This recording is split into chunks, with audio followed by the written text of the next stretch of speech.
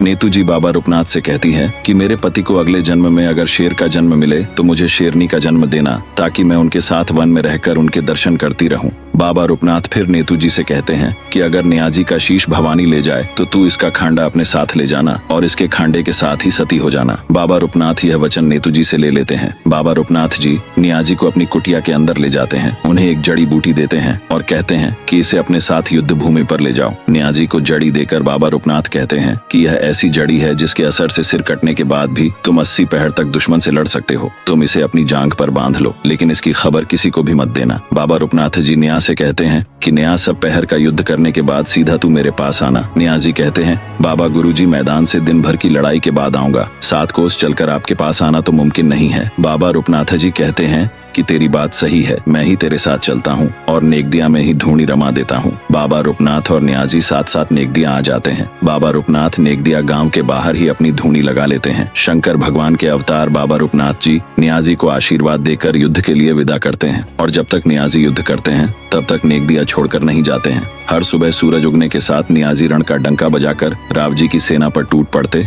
और कई सैनिकों और सामंतों को मार डालते। राव जी के खास निजाम ताजू खां पठान और अजमल खां पठान की 12,000 सेना का सफाया कर नियाजी उनके सिर काट देते हैं। हर शाम नियाजी युद्ध भूमि से वापस लौटते समय अपने गुरु बाबा रूपनाथ जी की धूनी पर आते हैं। बाबा रूपनाथ जी अपने हाथ का कड़ा नियाजी की देह पर घुमाते हैं और धूनी की राख लगाकर अपने कमंडल में से पानी के छींटे देते हैं, जिससे नियाजी के सारे घाव भर जाते हैं और शरीर पर कहीं भी तलवार या भाले की चोट के निशान नहीं रहते हैं। बाबा रूपनाथ कहते हैं कि ये बात किसी को मत बताना, किसी को भी इसका जिक्र मत करना। अब बावड़ी पर स्नान कर शिव जी का ध्यान करके घर जाओ। नियाजी बावड़ी पर स्नान करते हैं, शिव जी का ध्यान कर रंग महल में आते हैं। नेतू जी उन्हें भोजन करवाती है, पंखा झलती है। नियाजी अगली सुबह वापस रण क्षेत्र में आ जाते हैं और युद्ध में मालवा के राजा को मार गिराते हैं। मंदसौर के मियाँ मोहम्मद की फौजों का सफाया कर देते हैं और वापस बाबा रूपनाथ जी के पास आते हैं और फिर बाबा रूपनाथ जी नियाजी के ऊपर अपना लोहे का कड़ा घुमाते हैं, धूनी की राख लगाते हैं, पानी के छींटे देते हैं। नियाजी के सारे घाव फिर से भर जाते हैं। ये क्रम कई दिनों तक चलता रहता है। उधर तेजाजी बगड़ावतों के बड़े भाई युद्ध क्षेत्र में आते हैं।